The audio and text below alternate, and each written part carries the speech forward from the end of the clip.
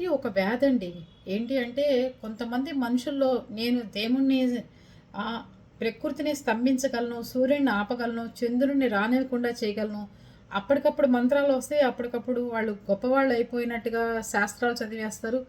లేతే అమ్మవారు వచ్చినట్టు భక్తులకి ఏదో ఒకటి చెప్తూ ఉంటారు. అలాగే ఒక ఆవిడ చిన్న పిల్ల చక్కగా వయసులో పెళ్లి చేసుకుని సంసార జీవితం చక్కగా లేతే ఏదైనా మంచి చదువులు చదువుకోవాలి.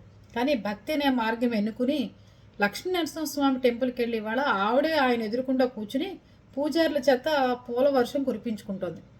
పూజారులకు బుద్ధి ఎందుకు లేదో నాకైతే తెలియదు. దేవుడు ఎదురుగుండా కూర్చోబెట్టి దేవుడి వైపు ఆవిడ వీపు చూపిస్తూ బంతి పూలతో ఆవిడకి చక్కగా ఆశీర్వచనం ఇస్తున్నారు.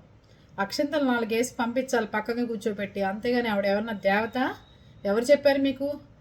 ఎవరికన్నా మనుషులకు దేవతల్లాగా అయిపోవడాలు ఎక్కడన్నా చూసారా? ఈవిడ గుళ్ళోకెళ్ళి బొట్లు పెడుతుంటే ఆడవాళ్ళందరూ నాకు పెట్టండి, నాకు పెట్టండి ఆవిడ చేత్తో ఏదో బొట్టు పెట్టించుకోవాలని. అజ్ఞానమైన భక్తులు, అజ్ఞానమైన మనుషులు మారనంతకాలం ప్రపంచం బాగుపడదు. భక్తి అనే ముసుగులో ఎవరి ఇష్టారాజ్యంగా వాళ్ళు ప్రవర్తిస్తున్నారు. లక్ష్మీ నరసింహస్వామి టెంపుల్లో ఆయనకి వీపు చూపిస్తూ ఆవిడ దేవుళ్లాగా ఎదురుకుండా చూస్తూ కూర్చుంటే నలుగురు పూజారులు ఆవిడ మీద చక్కగా ఆశీర్వాదం ఇస్తూ బంతిపూలు వర్షం కురిపిస్తున్నారు. గుళ్ళో కూర్చోబెట్టి ఆవిడకి అందరూ పూల అభిషేకాలు చేస్తున్నారు. దేవుడి మీద పువ్వులు వేస్తలాలు కానీ దేవుడి గుళ్ళల్లో కూర్చుని నువ్వు అభిషేకాలు చేయించుకోవడం ఏంటి నీ నెత్తిన మీద పోసుకుని? పిచ్చి ముదిరితే ఊరుకునేది లేదు. ఎవడు ఇట్లా ఎవరిష్టం వచ్చినట్టు వాళ్ళు చేస్తామంటే అర్థమవుతుందా?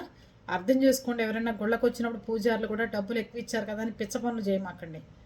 అది పరిస్థితి. ఎట్లాంటి ఉన్న వాళ్ళని డాక్టర్ దగ్గర చూపించండి. సైకాట్రీ వార్డులో చేర్పించాలి. ఎవరికి అర్థం కావట్లేదు. అది ఎక్కువ ముదిరిపోయిందంటే చాలా ప్రమాదకరం.